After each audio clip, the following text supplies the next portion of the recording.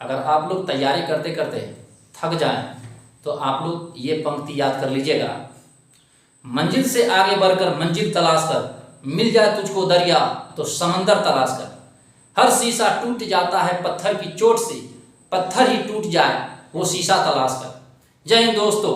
तो चलिए आज हम लोग इस टाइप के क्वेश्चन को करने वाले हैं। ये क्वेश्चन जो है आरबीआई में पूछा गया था, तो ऐसे क्वेश्चन को हम लोग कैसे सॉल्व करेंगे, ये जो है आपका टाइम एंड डिस्टेंस से है ना, ये टाइम एंड डिस्टेंस का क्वेश्चन है।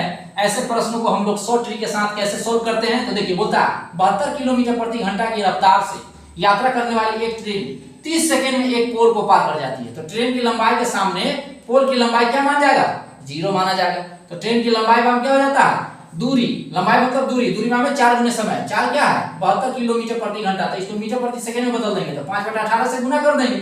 और कितना सेकंड में पार कर रहा, 30 सेकंड में पार कर रहा। तो देखिए 18 चौका 72, 5 चौका 20, 20 तिहाई 60, यानी कि 600 मीटर हो गया ट्रेन की लंबाई। ओके, आगे बोलता है यदि वो 54 किलोमीटर प्रति घंटा की रफ्तार से है ना यात्रा कर रही है, 54 किलोमीटर प्रति घंटा की रफ्तार से यात्रा कर रही है, तो वही ट्रेन उसी पोल को कितने समय में पार कर जाएगी। तो वही ट्रेन जो है ना उसी पोल को कितने सेकंड में है ना पार कर जाएगी। तो देखिए दूरी का क्या हो जाता है, 4 गुने समय, 4 क्या है 54, 4 गुने दूरी भाग में 4 गुने समय, तो 4 क्या है 54। इसको जो है मीटर प्रति सेकंड में बदल देते हैं, 5/18 से गुना कर देते हैं और समय हमको मालूम करना है ना। और ट्रेन की लंबाई कितना है 600 मीटर। अब देखिए 18 तिहाई 54, 5 त्रिका 15, 15 चौका 60, यानी कि समय कितना आ गया 40 सेकंड आ गया। अब नेक्स्ट क्वेश्चन पर चलते हैं। तो चलिए दोस्तों नेक्स्ट क्वेश्चन पर आते हैं। इस क्वेश्चन को हम लोग कैसे सॉल्व करेंगे। क्वेश्चन कहता है एक व्यक्ति ट्रेन से 70 किलोमीटर प्रति घंटा की रफ्तार से 700 किलोमीटर जाता है, पानी जहाज से 50 किलोमीटर प्रति घंटा की गति से 900 किलोमीटर जाता है, हवाई जहाज से 500 किलोमीटर प्रति घंटा की गति से 1000 किलोमीटर और कार से 60 किलोमीटर प्रति घंटा की रफ्तार से 150 किलोमीटर जाता है। तो संपूर्ण दूरी के लिए औसत गति क्या होगा। तो देखिए गति बराबर में क्या हो जाता है, गति बराबर में हो जाता है यानी 4 बराबर में हो जाता है दूरी बटा में समय, है ना, दूरी बटा में समय हो जाता है।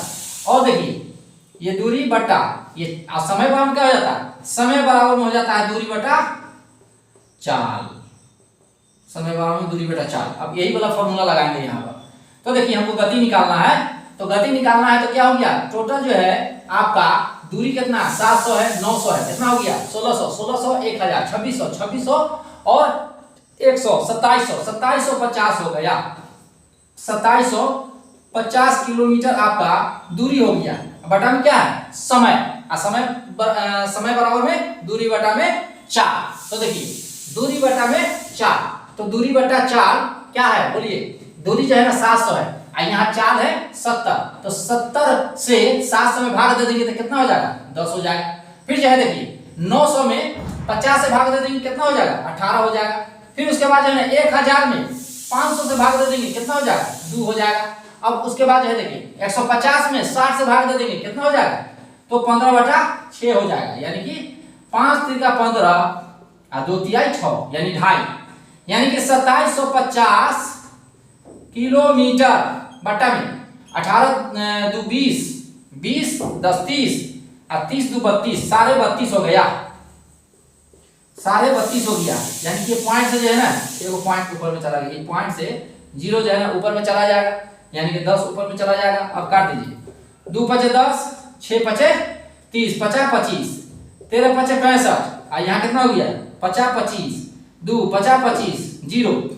अब जो है देखिए यहाँ जो है कितना हो गया 1100 हो गया, 55 में 550 में 2 से गुना कर देंगे तो 1100, 1100 में 13 से भाग दे दीजिए तो आपका जो है ना ऑप्शन नंबर डी आ जाएगा, 84.8/13 आ जाएगा। नेक्स्ट क्वेश्चन पर चलते हैं। नेक्स्ट क्वेश्चन कहता है 110 मीटर लंबी एक ट्रेन 60 किलोमीटर प्रति घंटा की गति से चल रही है। ट्रेन जिस दिशा में जा रही है उसके विपरीत दिशा में 6 किलोमीटर प्रति घंटा की गति से दौड़ने वाले व्यक्ति को वह कितने समय में पार कर जाएगी। तो देखिए पार करने में लगा समय बराबर क्या हो जाता है, समय बराबर हो जाता है दूरी बटा 4।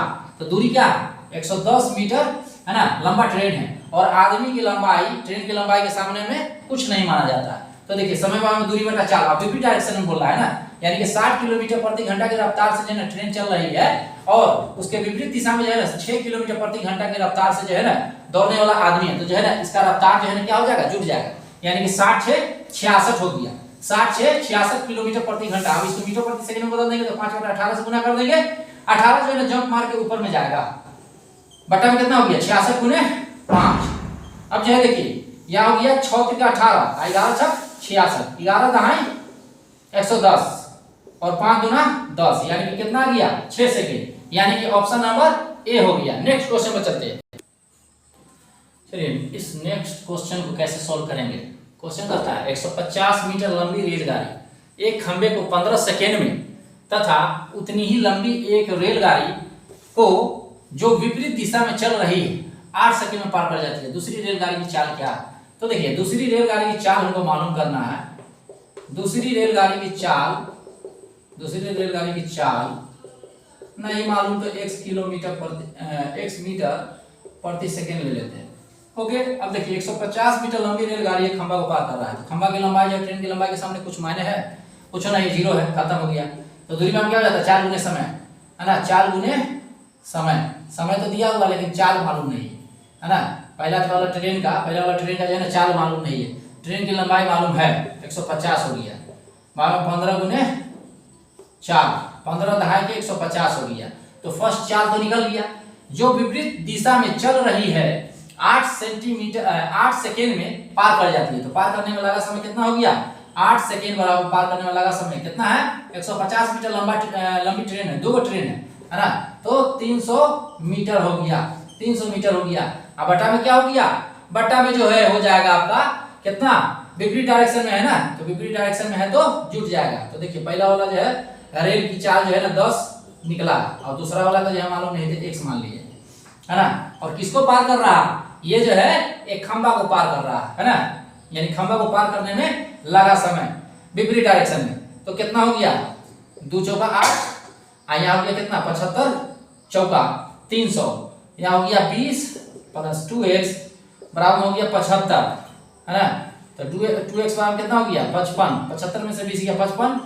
अब जो है देखिए 55 बटा कितना हो जाएगा 2, और ये जो है ना किलोमीटर प्रति घंटा में बदल देंगे तो 18/5 से गुना हो जाएगा, 11 × 5 = 55, 9 × 18, 11 × 9 99 किलोमीटर प्रति घंटा आ गया।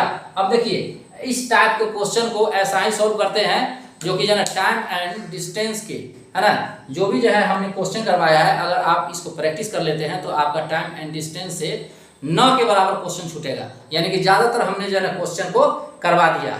Thanks for watching.